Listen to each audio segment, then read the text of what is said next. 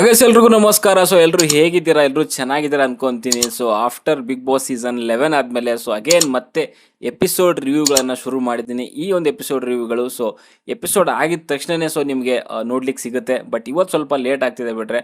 Normally ನಾನು episode ಆಗಿದ ತಕ್ಷಣ ಲಾಸ್ಟ್ ಸೀಸನಲ್ಲಿ ಯಾವ ರೀತಿಯಲ್ಲಿ ಎಪಿಸೋಡ್ ರಿವ್ಯೂಗಳನ್ನು ಅಪ್ಲೋಡ್ ಮಾಡ್ತಾ ಇದೆ 11:00ವರೆಗೆ. ಅದೇ ರೀತಿಯಲ್ಲಿ ಇವಾಗಲೂ ಕೂಡ ಈ ಸೀಸನಲ್ಲೂ ಕೂಡ ಅದೇ ರೀತಿಯಲ್ಲಿ ಬಿಗ್ ಬಾಸ್ ಎಪಿಸೋಡ್ ಮುಗಿದ ತಕ್ಷಣ 11:30ಗೆ ಒಂದು ನಮ್ಮ ಎಪಿಸೋಡ್ ರಿವ್ಯೂ ನಿಮಗೆ ಸಿಗುತ್ತೆ ಕೇಳಲಿಕ್ಕೆ ಅಥವಾ ನೋಡಲಿಕ್ಕೆ ಅಂತಲೇ ಹೇಳ್ತೀನಿ. ಆ್ಯಂಡ್ ಇನ್ನೊಂದೇನು ಅಂತಂದರೆ ನಿಮಗೆ ಈ ಒಂದು ಬಿಗ್ ಬಾಸ್ ಸೀಸನ್ 12 ಯಾವ ರೀತಿಯಲ್ಲಿ ಇಂಪ್ಯಾಕ್ಟ್ ಕೊಡ್ತಾ ಇದೆ ಆ್ಯಂಡ್ ಎಂಟರ್ಟೈನ್ಮೆಂಟ್ ಕೊಡ್ತಾ ಇದೆಯಾ ಕೊಡ್ತಾ ಇಲ್ವಾ, ಇನ್ನೂ ಸ್ಟಾರ್ಟಿಂಗ್ ಸ್ಟೇಜೇ. ಬಟ್ ಈ ಒಂದು 2 ದಿವಸದಲ್ಲಿ ನೋಡ್ತಾ ಇದ್ದಾರೆ. ನಿಮಗೆ ಯಾರ ಮೇಲೆ ನಂಬಿಕೆ ಇದೆ ಈ ಒಂದು ಕಂಟೆಸ್ಟೆಂಟು ಫಿನಾಲೆ ಗಂಟ ಬರ್ತಾನೆ ಆ್ಯಂಡ್ ಇವನಿಂದ ನಾವು ಒಂದು ಎಂಟರ್ಟೈನ್ಮೆಂಟ್ನ ನಿರೀಕ್ಷೆ ಮಾಡ್ಬೋದು ಅಂತ ಕಮೆಂಟ್ ಬಾಕ್ಸಲ್ಲಿ ತಿಳಿಸಿ. ಆ್ಯಂಡ್ ಇವತ್ತು ಎರಡು ಘಟನೆಗಳು ನಡೆಯುತ್ತೆ. ಒಂದು ರಕ್ಷಿತಾ ಅವರ ಎಲಿಮಿನೇಷನು. ಸಿಕ್ಕಾಪಟ್ಟೆ ಶಾಕಿಂಗ್ ಅಂತಲೇ ಹೇಳ್ಬೋದು ಆ್ಯಂಡ್ ಅನ್ಫೇರ್ ಅಂತಲೇ ಹೇಳ್ತೀನಿ ನಾನು. ಬಿಕಾಸ್ ಒಂದು ದಿನ ಕೂಡ ಚಾನ್ಸ್ ಕೊಡ್ದೇನೆ ಜಸ್ಟ್ ಹಿಂಗೆ ಒಳಗಡೆ ಬಂದಂಥ ಒಂದು ಕಂಟೆಸ್ಟೆಂಟ್ನ ಹೊರಗಡೆ ಕರ್ಕೊಂಡು ಹೋಗ್ತಾರೆ ಅಂತಂದರೆ ಇದು ಒಂದು ರೀತಿ ನನ್ನ ಪ್ರಕಾರ ಅನ್ಫೇರೇನೆ. ಆ್ಯಂಡ್ ಇನ್ನೂ ಒಂದು ರೂಮರ್ ಇರೋದೇನೋ ಅಂತಂದರೆ ಅವರು ಎಲಿಮಿನೇಟ್ ಆಗಿಲ್ಲ ಮತ್ತೆ ಬರ್ತಾರೆ ಅಂತ. ಯಾಕೆಂತಂದರೆ ಅದಕ್ಕೆ ಕೆಲವೊಂದು ರೀಸನ್ಗಳಿದ್ದಾವೆ. ಆ ರೀಸನ್ಗಳನ್ನ ಇವತ್ತಿನ ಎಪಿಸೋಡ್ ರಿವ್ಯೂವಲ್ಲಿ ನೋಡೋಣ. ಆ್ಯಂಡ್ ಇನ್ನೊಂದೇನು ಅಂತಂದರೆ ಮಲ್ಲಮ್ಮ ಅವ್ರ ಬಗ್ಗೆ ಆ್ಯಂಡ್ ಸ್ವಲ್ಪ ಟಾಸ್ಕ್ ಆಡಬೇಕು ಅಂತಂದಾಗ ಗೊಂದಲಕ್ಕೆ ಒಳಗಾಗ್ತಿದ್ದಾರೆ. ಅವ್ರ ಬಗ್ಗೆ ಕೂಡ ಏನು ಅನಿಸುತ್ತೆ, ಅವ್ರು ಎಲ್ಲಿವರೆಗೂ ಕೂಡ ಹೋಗ್ಬೋದು ಅಂತ ಅನಿಸುತ್ತೆ ಕಮೆಂಟ್ ಬಾಕ್ಸಲ್ಲಿ ತಿಳಿಸಿ. ಓಕೆ, ಇದೆಲ್ಲನ ಸ್ವಲ್ಪ ಸೈಡಿಗೆ ಇಟ್ಬಿಟ್ಟು ಇವತ್ತಿನ ಎಪಿಸೋಡ್ನ ರಿವ್ಯೂ ನೋಡ್ಕೊಂಬರೋಣ. ಇವತ್ತಿನ ಒಂದು ಎಪಿಸೋಡ್ ಶುರುವಾಗಿರುವಂಥದ್ದು ಬಿಗ್ ಬಾಸ್ ಮನೆ ಒಳಗಡೆಗೆ ಕಂಟೆಸ್ಟೆಂಟ್ಗಳು ಎಂಟ್ರಿ ಆಗಿರ್ತಾರೆ.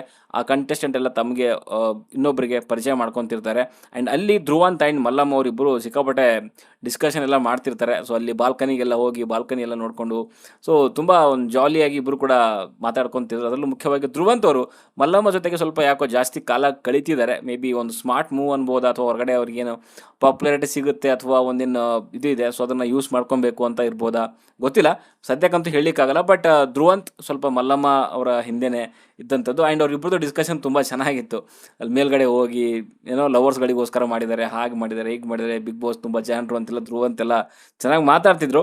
ಅದರಲ್ಲಿ ಗೊತ್ತಾಗುತ್ತೆ ಮೇ ಬಿ ಧ್ರುವಂತ್ ಸ್ವಲ್ಪ ಸ್ಮಾರ್ಟ್ ಆಗಿದ್ದಾರೆ ಆ್ಯಂಡ್ ಚೆನ್ನಾಗಿ ಆಡ್ತಾರೆ ಆ್ಯಂಡ್ ಸ್ವಲ್ಪ ಮುಂದೆ ಅಂದರೆ 50 days ಅಬೋವ್ ಇರ್ತಾರೆ ಅಂತ ನನಗೆ ಅನಿಸ್ತಾ ಇದೆ. ಓಕೆ, ಸದ್ಯಕ್ಕಂತೂ ಹೇಳಲಿಕ್ಕಾಗಲ್ಲ ಅಷ್ಟು ಕಾನ್ಫಿಡೆಂಟ್ ಆಗಿ, ಬಟ್ ಇರ್ತಾರೆ ಅಂತ ಅನಿಸ್ತಾ ಇದೆ. ಓಕೆ, ಇದೆಲ್ಲ ಡಿಸ್ಕಷನ್ ಟೈಮಲ್ಲಿ ಅಲ್ಲಿ ಕರಿಬಸಪ್ಪ ಆ್ಯಂಡ್ ಅಮಿತ್ ಇಬ್ಬರು ಕೂಡ ಜೋಡಿಯಾಗಿ ಎಂಟ್ರಿ ಕೊಡ್ತಾರೆ. ಆ್ಯಂಡ್ ಬಂದಂಗೆ ಕರಿಬಸಪ್ಪ ತಮ್ಮ ಒಂದು ಡೈಲಾಗ್ಗಳನ್ನು ಪಂಚಿಂಗ್ ಲೈನ್ಗಳನ್ನು ಹಾಕ್ಕೊಂಡು ಜಾಡಿಸ್ತಾ ಇರ್ತಾರೆ.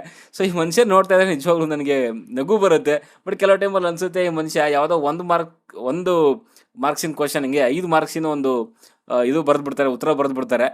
ಅದೇ ಒಂದು ಸ್ವಲ್ಪ ಬೇಜಾರಾಗುವಂಥದ್ದು. ಅದು ಏನೋ ಒಂದು ವಾಕ್ಯದಲ್ಲಿ ಮುಗಿಸೋದು ಬಿಟ್ಬಿಟ್ಟು ಇವರು ಒಂದು 4-5 ವಾಕ್ಯದಲ್ಲಿ ಬರೆದ್ಬಿಡ್ತಾರೆ. ಅದು ಸ್ವಲ್ಪ ಕೆಲವರಿಗೆ ಇರಿಟೇಟಿಂಗ್ ಅಂತ ಅನಿಸ್ಬೋದು. ಬಟ್ ಅವ್ರು ಹೇಳೋವಂಥ ಮಾತುಗಳಲ್ಲಿ ಕೆಲವೊಂದು ಮೀನಿಂಗ್ಫುಲ್ ಆಗಿ ಕೂಡ ಇರ್ತವೆ, ಜೀವನದ ಒಂದು ಅರ್ಥದ ಒಂದು ಸಾಲುಗಳಿರುತ್ತೆ.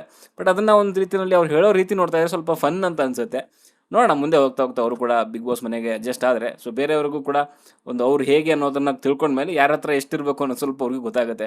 ಓಕೆ, ಜೊತೆಗೆ ಇದಾದಮೇಲೆ ಕರಿಬಸಪ್ಪ ಆ್ಯಂಡ್ ಅಮಿತ್ ಬಂದಾದಮೇಲೆ ಅಲ್ಲಿ ಸ್ಪಂದನ, ಮಾಳು ಆ್ಯಂಡ್ ರಕ್ಷಿತಾ ಇವ್ರು ಮೂರು ಕೂಡ ಅಷ್ಟೇ ಒಂಟಿಯಾಗಿ ಹೊರಗಡೆ ಬರ್ತಾರೆ. ಬಟ್ ಇವರಿಗೋಸ್ಕರ ಒಂದು ಟಾಸ್ಕ್ ಕಾದಿದೆ ಅಂತಲೇ ಹೇಳ್ಬೋದು. ಅದ್ರ ಬಗ್ಗೆ ಮುಂದೆ ಮಾತಾಡೋಣ. ಆ್ಯಂಡ್ ಅಲ್ಲಿ ಸ್ಪಂದನ, ಮಾಳು ಆ್ಯಂಡ್ ರಕ್ಷಿತಾ ಬಂದಾದಮೇಲೆ ಒಬ್ರಿಗೊಬ್ರು ಪರಿಚಯ ಮಾಡ್ಕೊತಾರೆ. ಅಗೇನ್ ಸ್ಪಂದನ ಸ್ವಲ್ಪ ಎಲ್ಲರ ಜೊತೆ ಸ್ವಲ್ಪ ಖುಷಿಯಾಗಿ ಮಾತಾಡ್ತಾರೆ ಆ್ಯಂಡ್ ತುಂಬ ಲವ್ಲಿಯಾಗಿರ್ತಾರೆ ಅಂತ ಅನ್ಸುತ್ತೆ. ಎಲ್ಲರೂ ಕೂಡ ಒಬ್ರಿಗೊಬ್ರು ಪರಿಚಯ ಮಾಡ್ಕೊಂಡಿದ್ದಾದ್ಮೇಲೆ ಅಲ್ಲಿ ಬಿಗ್ ಬಾಸ್ ಅವರ ವಾಯ್ಸ್ ಬರುತ್ತೆ. ಆ್ಯಂಡ್ ಬಿಗ್ ಬಾಸ್ ಅವರ ವಾಯ್ಸ್ ಬಂದ ತಕ್ಷಣ ಎಲ್ಲರೂ ಕೂಡ ಥ್ಯಾಂಕ್ ಯು ಅಂತ ಹೇಳಲಿಕ್ಕೆ ಶುರು ಮಾಡ್ತಾರೆ. ಬಟ್ ಅಲ್ಲಿ ಬಿಗ್ ಬಾಸ್ದು ಹೇಳಿಕೆನೇ ಬೇರೆ ಆಗಿರುತ್ತೆ. ಎಲ್ಲರೂ ಕೂಡ ಸ್ವಾಗತ ಮಾಡೋಕ್ಕೆ ಬಂದಿಲ್ಲ, ನಾನು ಇಲ್ಲಿ ಒಬ್ಬರನ್ನ ವಿದಾಯ ಹೇಳಲಿಕ್ಕೆ ಬಂದಿದ್ದೀನಿ ಅಂತ ಹೇಳ್ತಾರೆ. ಬಟ್ ಎಲ್ಲರಿಗೂ ಕೂಡ ಶಾಕ್ ಆಗುತ್ತೆ. ಆ್ಯಂಡ್ ಅಲ್ಲಿ ನಡೆಯುವಂಥದ್ದು ಒಬ್ಬ ಕಂಟೆಸ್ಟೆಂಟನ್ನು ಆಚೆ ಕಳಿಸುವಂಥದ್ದು. ಓಕೆ, ಆಲ್ರೆಡಿ ಗೊತ್ತಿದೆ ನಿಮಗೆ 3 ಕಂಟೆಸ್ಟೆಂಟ್ ಒಳಗಡೆಯಿಂದ ಒಂಟಿಯಾಗಿ ಬಂದಿರ್ತಾರೆ. ಬಟ್ ಆ ಒಂಟಿಯಾಗಿ ಬಂದಿರುವಂಥ 3 ಕಂಟೆಸ್ಟೆಂಟಲ್ಲಿ ಒಂದು ಜೋಡಿಯನ್ನು ಮಾಡಿ ಇನ್ನೊಬ್ಬರನ್ನ ಎಲಿಮಿನೇಟ್ ಮಾಡುವಂಥ ಒಂದು ಪ್ರಕ್ರಿಯೆ ಶುರು ಆಗುತ್ತೆ. ಆ್ಯಂಡ್ ಇಲ್ಲಿ ಅಧಿಕಾರ ಕೊಟ್ಟಿರುವಂಥದ್ದು ಒಂಟಿಯಾಗಿ ಯಾರ್ಯಾರು ಬಂದಿದ್ದಾರಲ್ಲ ಬಿಗ್ ಬಾಸ್ ಮನೆ ಒಳಗಡೆಗೆ, ಆ ಒಂದು ಕೆಲವು ಜನರುಗಳಿಗೆ ಈ ಒಂದು 3 ಜನರಲ್ಲಿ ಯಾರು ಒಂದು ಜೋಡಿ ಆಗಬೇಕು, ಯಾರು ಎಲಿಮಿನೇಟ್ ಆಗಬೇಕು ಅನ್ನೋದು ಬರುತ್ತೆ. ಅಲ್ಲಿ ಕೆಲವರು ತಮ್ಮದೇ ಆದಂಥ ಒಂದು ರೀಸನ್ಗಳನ್ನ ಕೊಟ್ಟು ಒಬ್ಬೊಬ್ಬರಿಗೆ ಸೇವ್ ಮಾಡುವಂಥ ಒಂದು ಪ್ರಯತ್ನ ಮಾಡ್ತಾರೆ. ಅಲ್ಲಿ ಮೊದಲನೇದು ನೋಡೋದಾದರೆ ಧನುಷ್ ಅವರು ಸ್ಪಂದನ ಅವ್ರು ಇರಲಿ ಅಂತ ಹೇಳ್ತಾರೆ. ಆ್ಯಂಡ್ ಜಾನ್ವಿ ಅವರು ಹೇಳುವಂಥದ್ದು ಮಾಳು ಆ್ಯಂಡ್ ಸ್ಪಂದನ ಈ ಮನೆ ಒಳಗಡೆ ಅವರಿಗೆ ಅವಕಾಶ ಸಿಗಬೇಕು ಅಂತ ಹೇಳ್ತಾರೆ. ಆ್ಯಂಡ್ ಅಶ್ವಿನಿ ಗೌಡ ಹೇಳುವಂಥದ್ದು ರಕ್ಷಿತಾ ಅವರು ಈ ಮನೆ ಒಳಗಡೆ ಇರಬೇಕು ಅಂತ ಹೇಳ್ತಾರೆ. ಆ್ಯಂಡ್ ಮಲ್ಲಮ್ಮ ಹೇಳುವಂಥದ್ದು ರಕ್ಷಿತಾ ಆ್ಯಂಡ್ ಸ್ಪಂದನ ಇವರಿಬ್ಬರು ಇರಬೇಕು, ಮಾಳು ಹೋಗಬೇಕು ಅನ್ನೋವಂಥ ಒಂದು ರೀಸನ್ನ ಕೊಡ್ತಾರೆ ಅಂತಲೇ ಹೇಳ್ಬೋದು. ಬಟ್ ಇಲ್ಲಿ ಕೆಲವರು ಕೊಟ್ಟಂಥ ರೀಸನ್ಗಳು ನೋಡ್ತಾ ಇದ್ರೆ ಸ್ವಲ್ಪ ವ್ಯಾಲಿಡ್ ಅಂತ ಅನ್ಸುತ್ತೆ, ಕೆಲವರು ವ್ಯಾಲಿಡ್ ಅಂತ ಅನ್ಸಲ್ಲ. ಕೆಲವರು ಮೈಂಡಿಂದ ಯೋಚನೆ ಮಾಡಿದರೆ, ಕೆಲವರು ಅಲ್ಲಿ ಹಾರ್ಟಿಂದ ಯೋಚನೆ ಮಾಡಿದ್ದಾರೆ ಅಂತಲೇ ಹೇಳ್ಬೋದು. ಅಲ್ಲಿ ಜಾನ್ವಿ ಹೇಳುವಂಥದ್ದು ಏನೋ ಅಂತಂದರೆ ಇಲ್ಲಿ ಮಾಳು ಆ್ಯಂಡ್ ಸ್ಪಂದನ ಇಬ್ಬರು ಕೂಡ ಒಂದು ಹಾರ್ಡ್ ವರ್ಕ್ ಮಾಡಿಕೊಂಡು ತಮ್ಮದೇ ಆದಂಥ ಒಂದು ಎಫರ್ಟ್ ಹಾಕಿ ಇಲ್ಲಿವರೆಗೂ ಬಂದಿದ್ದಾರೆ. ಬಟ್ ರಕ್ಷಿತಾ ಏನೋ ಒಂದು ಮಾತುಗಳು ತಪ್ಪು ಮಾತುಗಳು ಆಡ್ಕೊಂಡು ಇಲ್ಲಿವರೆಗೂ ಬಂದಿದ್ದಾರೆ. ಸೊ ಅವರಿಗೆ ಅವಕಾಶ ಸಿಗೋದಕ್ಕಿಂತ ಸೊ ಇಲ್ಲಿ ಮಾಳು ಆ್ಯಂಡ್ ಸ್ಪಂದನೆಗೆ ಅವಕಾಶ ಸಿಗಬೇಕು ಅಂತ ಅಲ್ಲಿ ಜಾನ್ವಿ ಹೇಳುವಂಥದ್ದು. ಆ್ಯಂಡ್ ಅಶ್ವಿನಿ ಗೌಡ ಹೇಳುವಂಥದ್ದು ಸೊ ಅವಳು ಏನೋ ಚಿಕ್ಕ ಮಗು ಅನ್ನೋ ರೀತಿಯಲ್ಲಿ ರೀಸನ್ಗಳನ್ನ ಕೊಟ್ಟು ಸೊ ಅವ್ರಿಗೆ ಬಿಗ್ ಬಾಸ್ ಮನೆ ಒಳಗೆ ಇರಬೇಕು ಅಂತ ಹೇಳ್ತಿದ್ದಾರೆ. ಆ ಹುಡುಗಿಗೆ ಸದ್ಯಕ್ಕೆ ಆ ಸ್ಟೇಜ್ಗೆ ಬರುವಂಥದ್ದು ಏನೂ ಇರಲಿಲ್ಲ. ಆ್ಯಂಡ್ ಅವ್ರಿಗಿಂತ ಒಂದು ಬೆಟರ್ ಆಗಿರುವಂಥ ಒಂದು ಕಂಟೆಸ್ಟೆಂಟ್ಗಳು ಹೊರಗಡೆ ಇದ್ದಾರೆ ಅಂತ ಹೇಳ್ತೀನಿ. ಆ್ಯಂಡ್ ಆ ಹುಡುಗಿ ಕೊಟ್ಟಂಥ ರೀಸನ್ನು ಕೂಡ ಅಷ್ಟೇ, ನಾನು ಇಲ್ಲಿ ಬಿಗ್ ಬಾಸ್ ಮನೆ ಒಳಗಡೆ ಇದ್ದರೆ ಸೊ ಇವಾಗ ಆಲ್ರೆಡಿ ನಾನು ತುಳುನಾಡಲ್ಲಿ ಮಾತ್ರ ಪರಿಚಯ ಇರುವಂಥದ್ದು, ಇವಾಗ ಇಡೀ ಕರ್ನಾಟಕಕ್ಕೆ ಪರಿಚಯ ಆಗ್ತೀನಿ ಆ್ಯಂಡ್ ಕನ್ನಡ ಇಲ್ಲೇ ಕಲಿತೀನಿ ನಾನು ಅನ್ನೋ ರೀತಿಯಲ್ಲೆಲ್ಲ ಕೆಲವೊಂದು ಮಾತುಗಳು ಹೇಳಿದ್ರು. ಬಟ್ ಕನ್ನಡ ಕಲಿಬೇಕು ಅಂತಂದರೆ ನನ್ನ ಪ್ರಕಾರ ಬಿಗ್ ಬಾಸಲ್ಲೇ ಕಲಿಬೇಕು ಅಂತ ಏನಿಲ್ಲ, ಹೊರಗಡೆ ಕೂಡ ಕಲಿಬಹುದು ಈ ಒಂದು ವಿಚಾರದಲ್ಲಿ. ಸೊ ಅಲ್ಲಿ ಒಮ್ಮತದ ಮೇರೆಗೆ ಸೊ ರಕ್ಷಿತಾ ಅವರನ್ನ ಸೊ ಬಿಗ್ ಬಾಸ್ ಮನೆಯಿಂದ ಗೇಟ್ ಆಚೆ ಕಳಿಸ್ತಾರೆ ಅಂತ ಹೇಳ್ಬೋದು. ಆ್ಯಂಡ್ ಯಾವ ರೀತಿಯಲ್ಲಿ ಅವ್ರನ್ನ ತಗೊಳ್ರು ಅಂತಂದರೆ ರಕ್ಷಿತಾ ಅವರು ಅದು ಒಂದು ರೀತಿಯಲ್ಲಿ ಮೆಚುರಿಟಿ ಅಂತ ನನಗನ್ನಿಸ್ತು. ಸೊ ಮೆಚೂರ್ ಆಗಿ ಅದನ್ನು ಹ್ಯಾಂಡಲ್ ಮಾಡಿದ್ರು. ಪರವಾಗಿಲ್ಲ, ಏನು ಮಾಡೋಕ್ಕಾಗಲ್ಲ, ಸೊ ಎಲ್ಲರೂ ಹೋಗೋರೇನೆ, ಬಟ್ ನಾನು ಇವತ್ತು ಬೇಗ ಹೋಗ್ತಾ ಇದ್ದೀನಿ ಅನ್ನೋ ರೀತಿಯಲ್ಲಿ ಸೊ ಅದನ್ನು ಒಂದು ಗುಡ್ ವೇನಲ್ಲಿ ತೊಗೊಂಡ್ರು ಅಂತಲೇ ಹೇಳ್ಬೋದು. ಆ್ಯಂಡ್ ಅದಕ್ಕೆ ಅಪ್ರಿಷಿಯೇಟ್ ಮಾಡಲೇಬೇಕು. ಬಟ್ ಒಂದು ಡಿಸಿಷನ್ ಇವಾಗ ಅದಿಲ್ಲ ಅಂತಂದರೆ ಅದನ್ನು ಉಳಿಸ್ಕೊಬೇಕು ಅಂತಂದಾಗ ಖಂಡಿತವಾಗ್ಲೂ ರಕ್ಷಿತಾ ಅವ್ರನ್ನ ಉಳಿಸ್ಕೊತಾ ಇದ್ರು. ಬಟ್ ಒಬ್ಬರನ್ನ ಕಳಿಸ್ಲೇಬೇಕು ಅಂತಂದಾಗ ಖಂಡಿತವಾಗ್ಲೂ ರಕ್ಷಿತಾ ಅಲ್ಲಿ ಹೋಗಲೇಬೇಕಾಗಿತ್ತು. ಓಕೆ, ನಾನು ಹೇಳೋದು ಏನಂದರೆ ಬಿಗ್ ಬಾಸ್ಗೆ ಅಟ್ಲೀಸ್ಟ್ ಇನ್ನು ಒಂದು ವಾರ ಚಾನ್ಸ್ ಕೊಡಬೇಕಾಗಿತ್ತು ನನ್ನ ಪ್ರಕಾರ. ಓಕೆ, ಸೊ ಓನ್ಲಿ ಇಲ್ಲಿ ಒಂಟಿ ಒಂದು ಕಂಟೆಸ್ಟೆಂಟ್ ಏನಿದ್ದಾರೆ ಅವರು ಒಂದು ನಿರ್ಧಾರದ ಮೇಲೇ ಆಚೆ ಕಳಿಸುವಂಥದ್ದು ಅಷ್ಟು ಸರಿ ಇಲ್ಲ ಅಂತ ನನಗನ್ಸುತ್ತೆ. ಬಟ್ ಒಂದು ಅಪ್ಡೇಟು ಅಥವಾ ಒಂದು ರೂಮರ್ ಇರೋದೇನು ಅಂತಂದರೆ ಸೊ ಇನ್ನೂ ಅವರು ಬಿಗ್ ಬಾಸ್ ಮನೆಯಿಂದ ಆಚೆ ಹೋಗಿಲ್ಲ, ಇನ್ನು ನಾಳೆ ಅಥವಾ ನಾಡಿದ್ದು ಎಪಿಸೋಡಲ್ಲಿ ವಾಪಸ್ ಬರ್ತಾರೆ ಅಂತ ಹೇಳ್ತಿದ್ದಾರೆ. ಅದಕ್ಕೆ ಕಾರಣ ಏನು ಅಂತಂದರೆ ಆ ಒಂದು ಎಲಿಮಿನೇಷನ್ ಅಂತ ಏನು ಅಫಿಷಿಯಲ್ ಪೇಜಸಲ್ಲಿ ಹಾಕೊಂಡಿದ್ದಾರೆ ಸೊ ಅಲ್ಲಿ ಇಂಟು ಮಾರ್ಕ್ ಕೂಡ ಹಾಕಿದ್ದಾರೆ. ಸೊ ಅದಕ್ಕೋಸ್ಕರ ಏನಾದರೂ ಟ್ವಿಸ್ಟ್ ಇರ್ಬೋದಾ ಅಂತ ಒಂದು ಗೆಸ್ ಅಷ್ಟೇ. ಸೊ ನೋಡೋಣ ಏನಾಗುತ್ತೋ ಗೊತ್ತಿಲ್ಲ. ಯಾಕಂದರೆ ಈ ಸಾರಿ ಒಂದು ಬಿಗ್ ಬಾಸಲ್ಲಿ ಸೊ ಯಾವುದ್ಯಾವುದು ನಿರೀಕ್ಷೆ ಮಾಡೋಕ್ಕಾಗಲ್ವೋ ಅದನ್ನು ನಿರೀಕ್ಷೆ ಮಾಡಬೇಕು ಅನ್ನೋ ರೀತಿಯಲ್ಲಿ ಹೇಳ್ತಿದ್ದಾರೆ. ಸೊ ಅದಕ್ಕೋಸ್ಕರ ಕೂಡ ಒಂದು ಬಲಿ ಕೊಟ್ಟಿರ್ಬೋದು, ಹೇಳಲಿಕ್ಕಾಗಲ್ಲ. ಆ್ಯಂಡ್ ಇದಾದಮೇಲೆ ಅಲ್ಲಿ ಮಾರ್ನಿಂಗ್ ಆಗುತ್ತೆ. ಸೊ ಮಾರ್ನಿಂಗ್ ಎಲ್ಲ ಎದ್ದಾದ್ಮೇಲೆ ಅಲ್ಲಿ ಒಬ್ರಿಗೊಬ್ರು ಮೇಕಪ್ ಮಾಡ್ಕೊತಿರ್ತಾರೆ. ಇಲ್ಲಿ ಯಾರು ನಮ್ಮ ಅಭಿಷೇಕ್ ಅವರು ಯಾರು ರಶಿಕಾ ಶೆಟ್ಟಿ ಅವರಿಗೆ ಕೂಡ ಮೇಕಪ್ ಎಲ್ಲ ಮಾಡ್ತಿರ್ತಾರೆ. ಅಲ್ಲಿ ಮೇಲೆ ಟಿಫನ್ ಬರುತ್ತೆ. ಆ್ಯಂಡ್ ಜಂಟಿ ಅವರಿಗೆ ಸಪ್ರೇಟ್ ಟಿಫನ್ನು ಆ್ಯಂಡ್ ಒಂಟಿ ಅವರಿಗೆ ಸಪ್ರೇಟ್ ಟಿಫನ್ ಇರುತ್ತೆ. ಆ್ಯಂಡ್ ಗಿಲ್ಲಿ ಅವರು ಒಂದು ಸ್ವಲ್ಪ ಕಾಮಿಡಿ ಎಲ್ಲ ಮಾಡ್ತಿರ್ತಾರೆ ಅಲ್ಲಿ ಪಂಚಿಂಗ್ಲೆಲ್ಲ ಹೊಡ್ಕೊಂಡು. ಆ್ಯಂಡ್ ಅಲ್ಲಿ ಗಿಲ್ಲಿ ಮಲ್ಲಮ್ಮ ಕೇಳುವಂಥದ್ದು ಜ್ಯೂಸ್ ಕೊಡಿ ಮಲ್ಲಮ್ಮ ಅಂತ ಹೇಳ್ಬಿಟ್ಟು, ಮಲ್ಲಮ್ಮ ಹೇಳುವಂಥದ್ದು ಹೊರಗೆ ಬಾ ಕೊಡಿಸ್ತೀನಿ ಅಂತ ಹೇಳ್ತಾರೆ. ಅಂದರೆ ಒಬ್ಬರು ಇಲ್ಲಿ ಜಂಟಿ ಮತ್ತು ಒಂಟಿಗೆ ಸಪ್ರೇಟಾಗಿ ಊಟ ಬಂದಿರೋದ್ರಿಂದ ಸೊ ಒಬ್ರಿಗೆ ಹಂಚ್ಕೊಳ್ಳೋಂಗಿಲ್ಲ. ಬಟ್ ಇಲ್ಲಿ ಗಿಲ್ಲಿಗೆ ಸ್ವಲ್ಪ ಜ್ಯೂಸ್ ಕುಡಿಬೇಕು ಅಂತ ಆಸೆ, ಅದು ಮಲ್ಲಮ್ಮಗೆ ಹೆಂಗೋ ಪುಸಲಾಯಿಸ್ಬಿಟ್ಟು ಇಸ್ಕೊಬೇಕು ಅಂತ. ಬಟ್ ಅಲ್ಲಿ ಮಲ್ಲಮ್ಮ ಫುಲ್ ಜಾಣೆ ಅಲ್ವಾ, ಸೊ ಅದಕ್ಕೋಸ್ಕರ ಹೊರಗಡೆ ಕೊಡಿಸ್ತೀನಿ, ಇಲ್ಲಿ ಕೊಡಿಸಲ್ಲ ಅಂತ ಹೇಳಿದ್ರು. ಚೆನ್ನಾಗಿತ್ತು ಅದು ನೋಡಲಿಕ್ಕೆ. ಆ್ಯಂಡ್ ಇದೆಲ್ಲ ಆದಮೇಲೆ ಅಲ್ಲಿ ನಮ್ಮ ಡಾಗ್ ಸತೀಶ್ ಅವರು ಕಾವ್ಯ ಅವರಿಗೆ ಪ್ರಪೋಸ್ ಬೇರೆ ಮಾಡ್ತಾರೆ. ಕಾವು ಲವ್ ಮಾಡ್ತಿದ್ದೀವಿ ನಾವು ಅನ್ನೋ ರೀತಿಯಲ್ಲಿ ಚೆನ್ನಾಗಿತ್ತು ಅದೊಂದು ಪ್ರಾಸ. ಮುಂದೆ ಏನಾದರೂ ಇದನ್ನೇ ಒಂದು ರೀತಿಯಲ್ಲಿ ಕಾಮಿಡಿಯಾಗಿ ಯೂಸ್ ಮಾಡ್ಕೊಂತಾರೆ, ಹೇಳಿಕ್ಕಾಗಲ್ಲ. ಆ್ಯಂಡ್ ಇದಾದಮೇಲೆ ಅಲ್ಲಿ ಬಿಗ್ ಬಾಸ್ದು ಒಂದು ವಾಯ್ಸ್ ಬರುತ್ತೆ. ಆ್ಯಂಡ್ ಫುಲ್ ಖಡಕ್ ಆಗಿರುತ್ತೆ ವಾಯ್ಸು, ಫುಲ್ ರಗಡ್ ಆಗಿರುವಂಥ ವಾಯ್ಸು.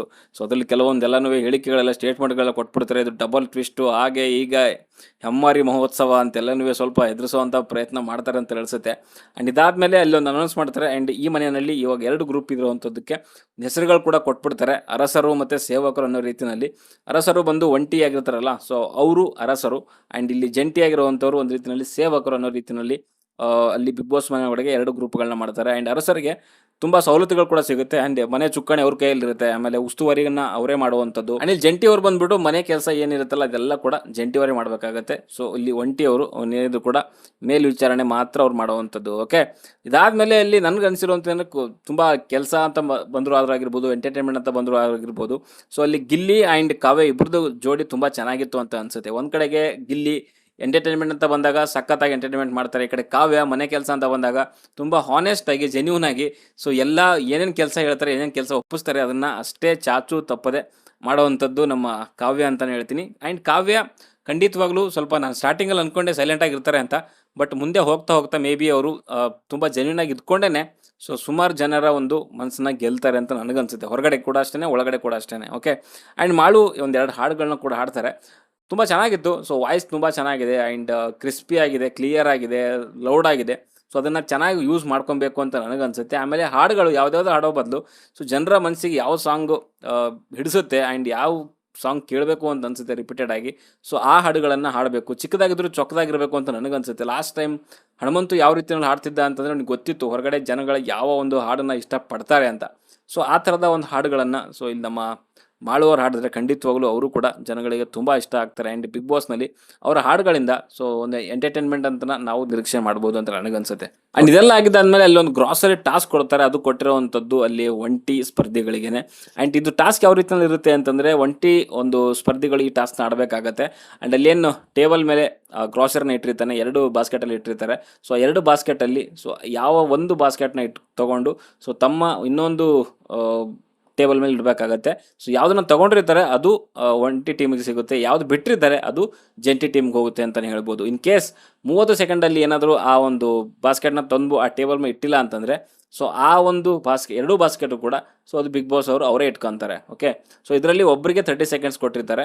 ಸೊ ಅದೇ ರೀತಿಯಲ್ಲಿ ಅಲ್ಲಿ ಪ್ರತಿಯೊಬ್ಬರು ಕೂಡ ಅಲ್ಲಿ ಹೋಗಿ ತಮ್ಮ ಏನು ಬೇಕು ಅದನ್ನು ಸೊ ಆ ಒಂದು ಟೇಬಲಿಂದ ಇನ್ನೊಂದು ಟೇಬಲ್ಗೆ ಸಾಗಿಸ್ತಾರೆ. ಬಟ್ ಅಲ್ಲಿ ಮಲ್ಲಮ್ಮನ ಒಂದು ಸರ್ದಿ ಬಂದಾಗ ಸೊ ಅವರಿಗೆ ಫಸ್ಟಿಗೆ ಹೋದಾಗ ಅಲ್ಲಿ ಅರ್ಥ ಆಗಲ್ಲ, ಬಿಗ್ ಬಾಸ್ ಅವ್ರು ಏನು ಹೇಳ್ತಿದ್ದಾರೆ ಅನ್ನೋದು ಕೂಡ ಅರ್ಥ ಆಗಲ್ಲ. ಅಲ್ಲಿ ಆ ಚಿಹ್ನೆ ಗುರುತಿನ ಇದ್ರ ಮೇಲೆ ಪಟ್ಟಿ ಬಲ್ಲಿ ನಿಂತ್ಕೊಂಡ್ರು ಫಸ್ಟಿಗೆ ಗೊತ್ತಾಗಲಿಲ್ಲ. ಬಿಗ್ ಬಾಸ್ ಅವ್ರು ಒಂದು 2-3 ಸಾರಿ ಹೇಳಿದ ಮೇಲೆ ಬಂದು ನಿಂತ್ಕೊತಾರೆ. ಆಮೇಲೆ ಆ ಬಾಸ್ಕೆಟಿಂದ ಆ ಟೇಬಲ್ ಮೇಲೆ ಇನ್ನೊಂದು ಟೇಬಲ್ಗೆ ಬಾಸ್ಕೆಟ್ನ ಶಿಫ್ಟ್ ಮಾಡಿ ಅಂದಾಗ ಕೂಡ ಅಷ್ಟೇ ಅವ್ರಿಗೆ ಗೊತ್ತಾಗಲಿಲ್ಲ. ಅದೇ ಟೇಬಲಲ್ಲಿನೇ ತೆಗೆದುಬಿಟ್ಟು ಪಕ್ಕಕ್ಕಿಟ್ಟರು. ಅಲ್ಲಿ ಬಿಗ್ ಬಾಸ್ ಹೇಳಿರೋವಂಥದ್ದು ಅರ್ಥ ಆಗದೆ ಇರೋ ಕಾರಣಕ್ಕೆ ಬಿಗ್ ಬಾಸ್ ಇನ್ನೊಂದು ಅವಕಾಶ ಕೊಡ್ತಾರೆ. ಸೊ ಆ ಒಂದು ಅವಕಾಶನ ಅವ್ರನ್ನ ಉಪಯೋಗಿಸ್ಕೊಂಡು ಆ ಒಂದು ಟಾಸ್ಕ್ನ ಕಂಪ್ಲೀಟ್ ಮಾಡ್ತಾರೆ ಅಂತಲೇ ಹೇಳ್ಬೋದು. ಸೊ ಇದೇ ಆಗುವಂಥದ್ದು ಸ್ವಲ್ಪ ಹೊಸದಾಗಿರೋದ್ರಿಂದ ಈ ಬಿಗ್ ಬಾಸ್ ಎಲ್ಲನೂ ಸ್ವಲ್ಪ ಅವರು ಕಲಿಬೇಕಾಗುತ್ತೆ ಇನ್ನು ಬಿಗ್ ಬಾಸ್ ಮನೆ ಒಳಗಡೆಗೆ. ಸೊ ಕಲಿತಾರೆ ಅಂತ ಅನ್ಕೊತೀನಿ. ಈ ರೀತಿಯಲ್ಲಿ ಇದ್ದಂಥದ್ದು ಇವತ್ತಿನ ಎಪಿಸೋಡು. ಆ್ಯಂಡ್ ಸುಮಾರು ದಿನ ಆದಮೇಲೆ ಎಪಿಸೋಡ್ ರಿವ್ಯೂ ಮಾಡ್ತಾ ಇದ್ದೀನಿ. ಇವತ್ತಿನ ಒಂದು ಎಪಿಸೋಡ್ ರಿವ್ಯೂವಲ್ಲಿ ಖಂಡಿತವಾಗ್ಲೂ ತಪ್ಪುಗಳು ಇದ್ದೇ ಇರುತ್ತೆ, ದಯವಿಟ್ಟು ಕ್ಷಮಿಸಿ. ಆ್ಯಂಡ್ ನಾಳೆ ಅಥವಾ ಇನ್ನು ಮುಂದಿನ ದಿನಗಳಲ್ಲಿ ಸೊ ಎಪಿಸೋಡ್ ರಿವ್ಯೂಗಳಲ್ಲಿ ಸೊ ಕ್ಲಿಯರ್ ಆಗಿ ಹೇಳೋವಂಥ ಪ್ರಯತ್ನ ಮಾಡ್ತೀನಿ ಅಂತ ಹೇಳ್ತಾ, ದಯವಿಟ್ಟು ಸಪೋರ್ಟ್ ಮಾಡಿ ಆ್ಯಂಡ್ ಲೈಕ್ ಮಾಡಿ, ಚಾನಲ್ ಸಬ್ಸ್ಕ್ರೈಬ್ ಮಾಡ್ಕೊಳ್ಳಿ, ಶೇರ್ ಮಾಡಿ ವಿಡಿಯೋ ಇಷ್ಟ ಆದರೆ ಅಂತ ಹೇಳ್ತಾ, ಸದ್ಯಕ್ಕೆ ಈ ವಿಡಿಯೋದಲ್ಲಿ ಇಷ್ಟೇ. ವಿಡಿಯೋ ಇಷ್ಟ ಲೈಕ್ ಮಾಡಿ, ಶೇರ್ ಮಾಡಿ, ಚಾನಲ್ ಸಬ್ಸ್ಕ್ರೈಬ್ ಮಾಡ್ಕೊಳ್ಳಿ ಅಂತ ಹೇಳ್ತಾ ಮುಂದಿನ ವಿಡಿಯೋದಲ್ಲಿ ಸಿಗೋವರೆಗೂ ಟಾಟಾ, ಬಾಯ್ ಬಾಯ್.